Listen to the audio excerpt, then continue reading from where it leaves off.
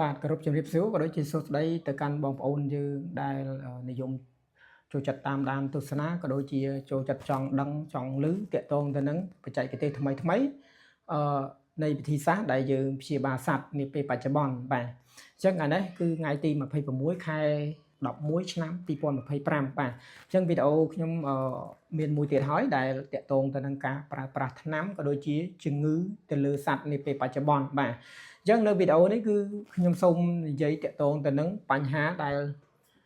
កសិករយើងចិញ្ចឹមគោហើយជួបបញ្ហាជំងឺមួយដែលពិបាកនៅក្នុងការព្យាបាលបាទជំងឺហ្នឹងពេលបច្ចុប្បន្នបងប្អូនយើងដឹងហើយតាក់ទងទៅនឹងដុំពកដែលភាសាបច្ចេកទេសគេហៅថា lumpy skin បាទអញ្ចឹងតាក់ទងនឹង lumpy skin ឬក៏ដុំពកនេះតាក់ទងទៅនឹងការព្យាបាលពេទ្យសត្វយើងមួយចំនួនគាត់ព្យាបាលខ្លះទៅព្យាបាលជាមួយចំនួនទៀតទៅព្យាបាលអត់សួរថាតើមូលហេតុអីបានពេលខ្លះយើងព្យាបាលទៅពេលខ្លះយើងព្យាបាលទៅមិនបាទទាំងកសិករពួកកសិករខ្លះគាត់ចិញ្ចឹមគោជាលក្ខណៈគ្រួសារ10 20ក្បាលហ្នឹងទៅគាត់អត់ហៅពេទ្យសត្វទេគាត់សុខចិត្តមានបញ្ហាតាក់ទងនឹងជំងឺអីហ្នឹងគាត់ទៅទិញថ្នាំដើម្បីមកព្យាបាលជំងឺដុំពកហ្នឹងបាទអញ្ចឹងជំងឺដុំពកនេះបើនិយាយចាប់ពីកើតមកទល់ឥឡូវនេះប្រហែលជាយូរគួរសមដែរប្រហែលជា3 4ឆ្នាំដែរបាទអញ្ចឹងក្នុងកំឡុងពេលដែលចេញដុំពកចាប់ពីចេញមកចូលមកក្នុងស្រុកខ្មែរយើងនេះជំងឺនេះចូលមកក្នុងស្រុកខ្មែរដល់ពេលឥឡូវនេះខ្ញុំអត់ទាន់បានចេញវីដេអូអីតាក់ទងទៅនឹងបញ្ហាក៏ដូចជាការព្យាបាលហើយនឹងដំណោះស្រាយតាក់ទងទៅនឹងជំងឺដុំពកហ្នឹងបាទអញ្ចឹងតែមួយថ្ងៃនេះដោយសារតែខ្ញុំវាទំនេរខ្ញុំឆ្លៀតធ្វើវីដេអូតាក់ទងទៅនឹងការព្យាបាលក៏ដូចជាការការពារតាក់ទងទៅនឹងជំងឺដុំពកបាទអញ្ចឹងជំងឺដុំពកគឺនិយមន័យរបស់វាគឺបង្កឡើងដោយវីរុសអញ្ចឹងឬក៏ virus អញ្ចឹងតើកាលណាបង្កឡើងដោយ virus ឬក៏ virus នេះយើងដឹងស្រាប់ហើយគឺអត់មានថ្នាំព្យាបាលទេបាទយើងបងប្អូនយើងចាំឲ្យច្បាស់ថាអត់មានថ្នាំព្យាបាលទេដូចជំងឺអេដអញ្ចឹងអេដវាបង្កឡើងដោយ virus ឬក៏ virus ហ្នឹងនៅពេលដែលការព្យាបាលគឺអត់មានទេប៉ុន្តែយើងអាចការពារបានវាខុសពីអេដអេដអត់មានវ៉ាក់សាំងទេហើយបើសិនណាជា lumpy skin ឬក៏ដុំពកក៏គឺយើងមានវ៉ាក់ខាងអ្នកផលិតហ្នឹងគឺមានផលិតវ៉ាក់សាំងមកដើម្បីការពារសត្វរបស់យើងឲ្យគេចផុតពីបញ្ហាដុំពកហ្នឹងបាទអញ្ចឹងនៅវីដេអូមួយនេះខ្ញុំនិយាយតាក់ទងទៅនឹងបញ្ហាវិធីសាស្ត្រនៅក្នុងការបញ្ជៀសគោរបស់យើងកុំឲ្យកើតដុំពកបាទថ្មីនេះគឺកូនគោរបស់យើងភាគច្រើនចាប់ពីកើតទៅដល់4-5 ខែហ្នឹងគឺភាគច្រើនទទួលរងនៅជំងឺដុំពកអញ្ចឹងឲ្យតែចេញដុំពកគឺចាប់ផ្ដើមបងប្អូនប្រជាកសិករយើងការសង្ឃឹមវាតិចទៅលើកូនគោខ្លះក្រោយពេលចេញក៏វាក្រោយពេលចេញជំងឺហ្នឹងចេញរោគសញ្ញាលេចចេញនៅរោគសញ្ញាហ្នឹង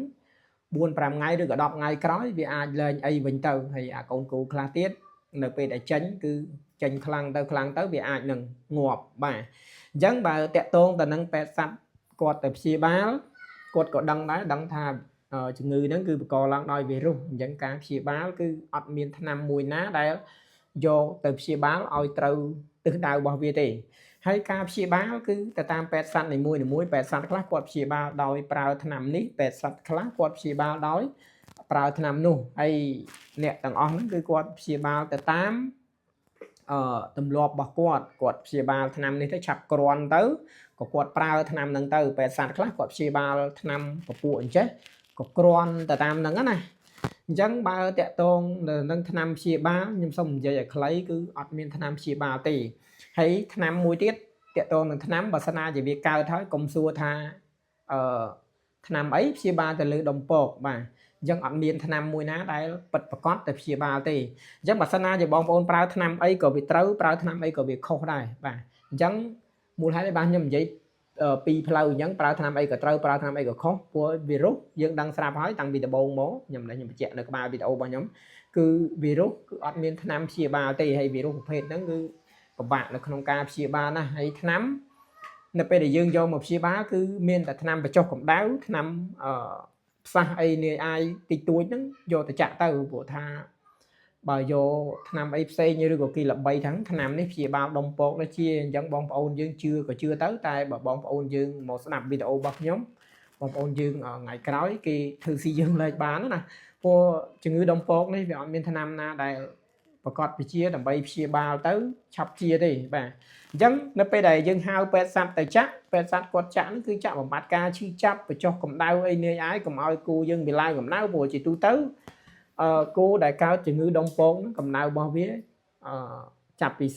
41.5ទៅដល់42កន្លះអញ្ចឹងកម្ដៅហ្នឹងគឺខ្លាំងមែនតើបើសិនណាជាគូពុះធំគោមានកូននៅក្នុងពុះកម្ដៅប្រភេទហ្នឹងគឺអាលូតហើយបាទមិនត្រឹមតែអាលូតទេហេងសុយងាប់ទាំងមេនឹងទៅទៀតបាទដោយសារអីដោយសារកម្ដៅវាឡើងខ្លាំងតែកម្ដៅឡើងខ្លាំងវាបង្កឲ្យកូនសត្វនៅក្នុងពុះហ្នឹងគឺចាប់ដើមគ្រុនក្ដៅបន្ថែមគ្រុនក្ដៅថែមវាអាកូនក៏គ្រុនក្ដៅមេក៏គ្រុនក្ដៅដោយសារកូនវាឆ្លងរោគពីមេអញ្ចឹងតែកាលណាគ្រុនក្ដៅទាំងអស់គ្នាគឺធ្វើឲ្យសត្វបោះកសិករហ្នឹងគឺងាប់លឿនបាទហ្នឹងតកតងទៅនឹងជំងឺដុំពកហើយរោគសញ្ញារបស់វាគឺខ្ញុំមិនបាច់ចាំនិយាយអីវែងឆ្ងាយទេព្រោះអីបងប្អូនយើងដឹងច្បាស់ហើយតកតងរោគសញ្ញាឃើញមានដុំពកនៅលើស្បែកមានហើមបួរជួនកាលក៏មានហើមប្រអប់ជើងជួនកាលក៏មានហើមនៅខាងក្រោមពុះបាទអាហ្នឹងតកតងទៅនឹងរោគសញ្ញាហើយគ្រុនក្ដៅខ្លាំងតង្ហក់មិនស៊ីចំណីសំកុកនៅស្ងៀមអាហ្នឹងយើងសិតតែដឹងទាំងអស់គ្នាតើតើរោគសញ្ញាដុំពកណាហើយសម្រាប់ការព្យាបាលក៏ដូចខ្ញុំនិយាយមិញហើយគឺអត់មានថ្នាំណាដែលដាក់ទៅត្រូវដើម្បីព្យាបាលជំងឺនឹងទេហើយមួយទៀតតកតងទៅនឹងចំណុចដែលសំខាន់កើតទៅលើកូនគោតូចកូនគោក្មេងៗណាពួកកូនគោតូចឬកូនគោក្មេងៗនេះខ្ញុំឃើញកសិករយើងមួយចំនួនគាត់ច្រើនតែគូរបស់គាត់ហ្នឹងគឺចេញអាដុំពកណាឬក៏គាត់លឺតតាមគ្នានៅពេលដែលចេញដុំពកហ្នឹងគាត់ចាប់ផ្ដើមថាឲ្យស្រោចតែទឹកឬក៏មុជតែទឹកឲ្យវាទៅគឺជំងឺហ្នឹងគឺវាឆាប់ស្រាលមកវិញបាទអញ្ចឹងចំណុចកន្លែងនេះបងប្អូនចាប់អារម្មណ៍ឲ្យមែនតើណាអ្នកដែលចិញ្ចឹមគោបើសិនណាជាស្រោចទឹកសួរថាតើការស្រោចទឹកឬក៏មុជទឹកឲ្យគោនៅកំឡុងពេលដែលគោយើងចេញដុំពកវាល្អឬក៏មិនល្អហើយការល្អហ្នឹងល្អវាមិនហើយមិនល្អហ្នឹងគឺមិនល្អវាមិនបាទអញ្ចឹងខ្ញុំសូមបកស្រាយកន្លែងនេះបន្តិចព្រោះខ្ញុំឃើញកសិករយើងមួយចំនួនធំសឹងថា 100% ហើយនៅពេលដែលកូនគូកើតមកគឺគាត់ចាប់ដើមស្រោចតែទឹកហ្មងដោយសារតែគាត់គិតថាការស្រោចទឹកនេះវាធ្វើឲ្យគូរបស់យើងហ្នឹងគឺវាចុះកម្ដៅលឿនបាទអញ្ចឹងតកតងនឹងការស្រោចទឹកបើសិនណាជាកើតចំណុចមួយដែលសំខាន់ទៅលើជំងឺដុំពកគឺបងប្អូនដាច់ខាតអត់ឲ្យត្រូវទឹកទេបាទអញ្ចឹងសួរថាមូលហេតុដែលបានឲ្យត្រូវទឹកមានម្នាក់នោះឥឡូវឧទាហរណ៍ណាមានម្នាក់នោះគាត់គោគាត់កើតដុំពកគាត់ស្រោចតែទឹកស្រោចក៏ជាទៅបាទអញ្ចឹងគាត់ចាប់ផ្ដើមប្រាប់កសិករតគ្នាថាឲ្យស្រោចទឹកទៅជំងឺនឹងគឺវាជាបាទអញ្ចឹងជាលទ្ធផលនៅពេលដែលបងប្អូនស្រោចទឹកទៅលើកូនគោបាទអញ្ចឹងបងប្អូនស្រោចទឹកទៅលើកូនគោតូចស្រោចចាប់ពីកូនគោដើររួចរហូតដល់កូនគោងាប់តែម្ដងបាទអានឹងសួរថាមូលហេតុអីបានវាទៅជាងាប់អានេះសាមញ្ញទេបងប្អូនយើងខ្ជិលនិយាយភាសាបច្ចេកទេសតកតទៅនឹងការស្រោចទឹកហ្នឹងបើសិនណាជាវាចេញអាដុំពកនឹងហើយយើងស្រោចទឹកទៅឲ្យវាបាទយើងតែកាលណាយើងស្រោចទឹកឲ្យវាគឺអាដុំពកនោះវាអត់ចេញមកក្រៅទេវាបែរជាត្រឡប់មុខចូលទៅក្នុងវាស៊ីទៅអាក្នុងវិញតែកាលណាស៊ីទៅអាក្នុងហើយគឺជ្រៅទៅវាធ្វើឲ្យគូរបស់យើងគឺយ៉ាប់ខ្លាំងមែនតើអញ្ចឹងបើសិនណាជាអត់ស្រោចទឹកអាដុំពកវាចាប់ដើមភាយចេញមកក្រៅមកស្បែកខាងក្រៅតែភាយមកស្បែកខាងក្រៅវាអាច4-5ថ្ងៃវាបែក1បែក2ទៅអាហ្នឹងវាធូរហើយបើជំងឺហ្នឹងតាវាបែកខ្លះដឹងថាយើងដឹងតែអត់ងាប់ហើយតែបើថាវាអត់បែកទេវាចេញមកឡើងក្រាស់ហើយយើងស្រោចទឹកថែមទៀតយ៉ាងយូរណាស់3-4ថ្ងៃហ្នឹងគឺងាប់ហើយបាទអានេះតើតើនឹងកូនគោហើយបើសិនណាជាគោធំក៏យ៉ាងដែរគាត់ថាគោធំវាអាចមានកម្លាំងទប់ទល់ជំងឺនឹងវាបានយូរជាងកូនគោបាទអញ្ចឹងសួរថាកសិករខ្លះថាចុះខ្ញុំស្រោចទឹកដែរយ៉ាងម៉េចក៏មិនងាប់វាទៅជាគឺឯងនិយាយអញ្ចឹងវាខុសបាទអានេះគឺมันជាខុសអីទេហើយក៏มันជាត្រូវទាំងស្រុងដែរប៉ុន្តែបើសិនណាជាបងប្អូនយើងអត់ធ្វើតាមការណែនាំរបស់ខ្ញុំទេបងប្អូនស្រោចទឹកទៅលើកូនគោដែលកើតនឹងខ្ញុំធានាឲ្យ 99% គឺងាប់ហើយអញ្ចឹងទោះបីបងប្អូនយើងហៅពេទ្យសត្វមកព្យាបាលក៏វាអត់ប្រយោជន៍ដែរព្រោះជំងឺហ្នឹងវាអត់មានថ្នាំព្យាបាលទេណាអញ្ចឹងបងប្អូនចាំឲ្យមែនតើមកកុំឲ្យអ្នកខ្លះគេលក់ថ្នាំឧទាហរណ៍ថាឥឡូវថ្នាំមួយនេះខ្ញុំឧទាហរណ៍ណា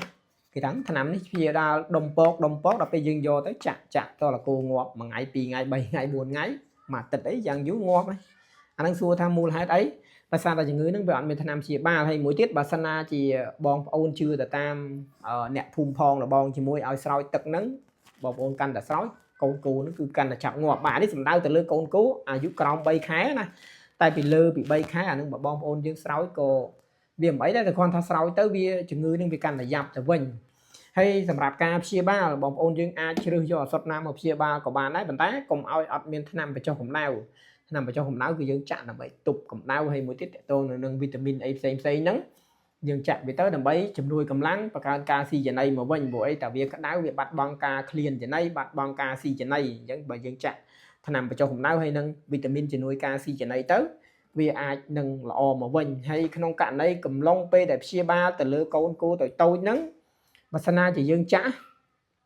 បើយើងចាក់ទៅលើកូនគោអាយុ3ខែចាក់ទៅគឺអត់ល្អទេបាទអត់ល្អទេអញ្ចឹងជំរឿសដែលល្អគឺបងប្អូនប្រើប្រាស់ថ្នាំលេបវិញបាទបងប្អូនទៅយកទៅទិញថ្នាំមនុស្សថ្នាំផ្សះរបស់មនុស្សឲ្យគេផ្សំមកហើយឲ្យវាលេបរយៈពេលកិនវាឲ្យលេបរយៈពេល3ថ្ងៃជាប់គ្នាហើយយើងមិនបាច់ចាំធ្វើអីវាទាំងអស់ផុតពី3ថ្ងៃមិនបាច់ព្យាបាលទេទុកវាអញ្ចឹងហើយចំណុចដែលសំខាន់ដែលខ្ញុំប្រាប់ហ្នឹងគឺតកតនឹងទឹកហ្នឹងគឺកុំឲ្យត្រូវទឹកបាទអញ្ចឹងបដោយវាតាមនឹងសិនទៅវាអាម៉េចក៏មិនសិនទៅបើសិនណាជាយើងនៅតែស្រោចទឹកទេខ្ញុំធានាឲ្យគឺងាប់បាទអញ្ចឹងបាទខ្ញុំនិយាយទៀតនៅក្នុងវីដេអូនេះគឺហាក់ដូចច្រំដែលពេកយើងនិយាយទៀតតកតងទៅនឹងការស្រោចទឹកហ្នឹងព្រោះខ្ញុំឃើញកសិករយើង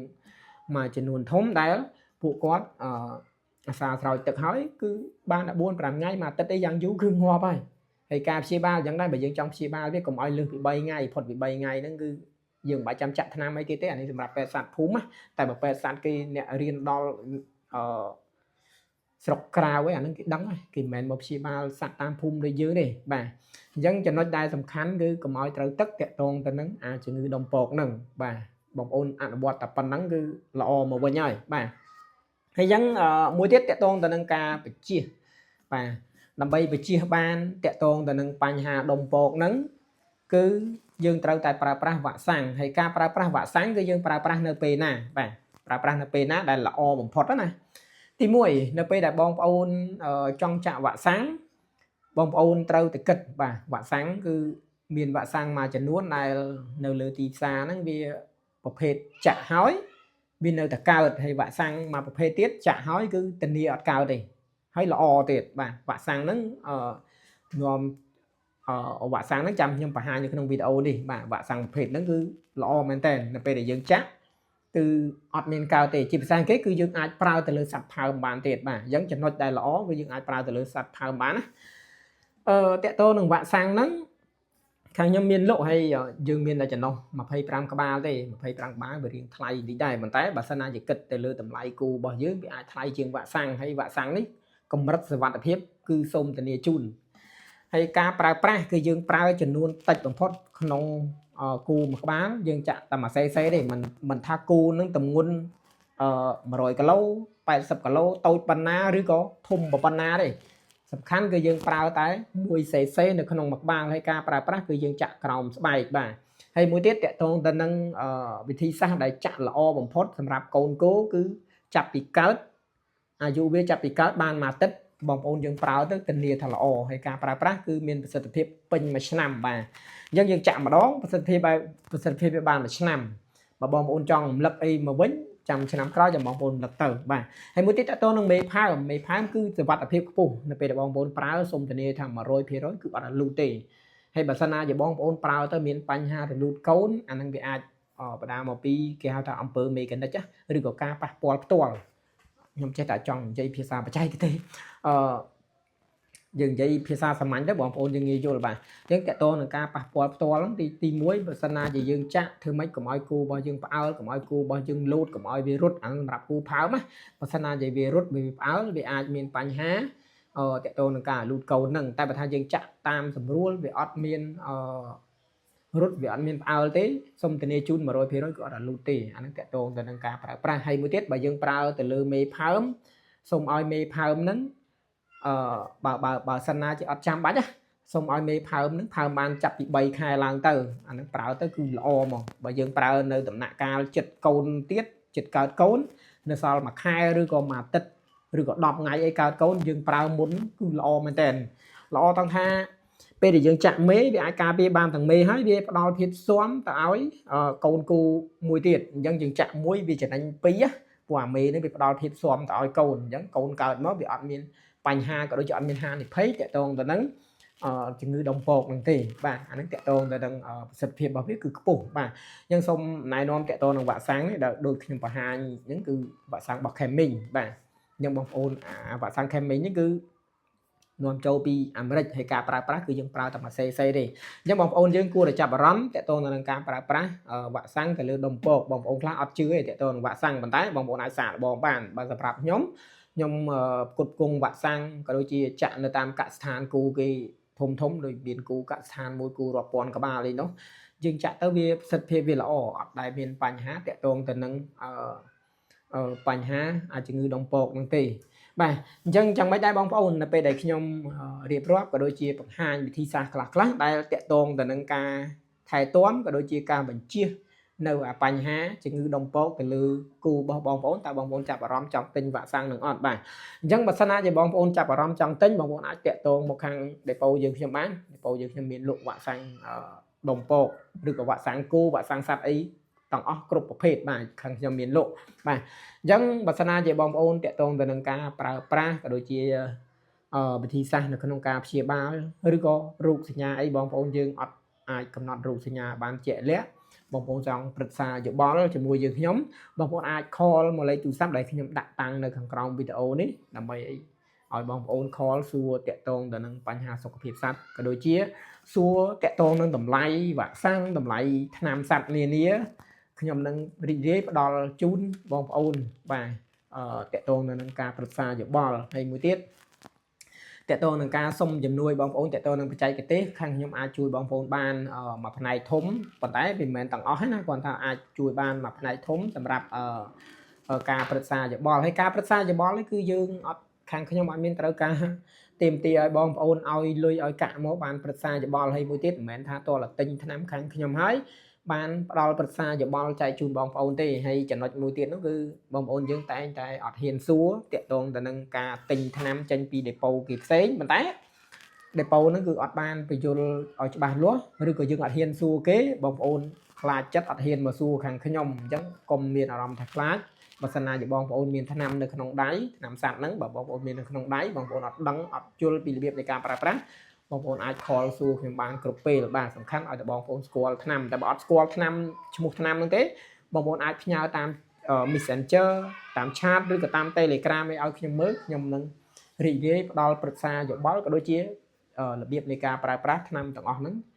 ជូនទៅបងប្អូនហើយការផ្ដល់ជូនគឺអត់គិតថ្លៃទេបងប្អូនបាទហើយមួយទៀតបើសិនណាជាបងប្អូនជួយទិញខាងខ្ញុំក៏រឹតថាល្អណាគឺរឹតតែល្អមែនតើបាទហើយខាងខ្ញុំក៏ផ្ដល់ប្រឹក្សាយោបល់ឲ្យបងប្អូនមកពេញចិត្តបាទអញ្ចឹងវីដេអូរបស់ខ្ញុំមួយនេះគឺយើងដល់ទីបញ្ចប់ហើយតាក់ទងទៅនឹងបញ្ហាដុំពកនេះបាទអញ្ចឹងក៏សូមអធិស្ឋានផងដែរបើសិនណាជាមានពាក្យពេចន៍លើសលុះខុសឆ្គងកន្លែងណាដែលបងប្អូនស្ដាប់ទៅមិនទៅជាបរុសមិនទៅចូលទៅជារបស់បងប្អូនក៏សូមខន្តីអភ័យទោសពីខាងខ្ញុំបាទអញ្ចឹងសូមអរគុណសូមជម្រាបលា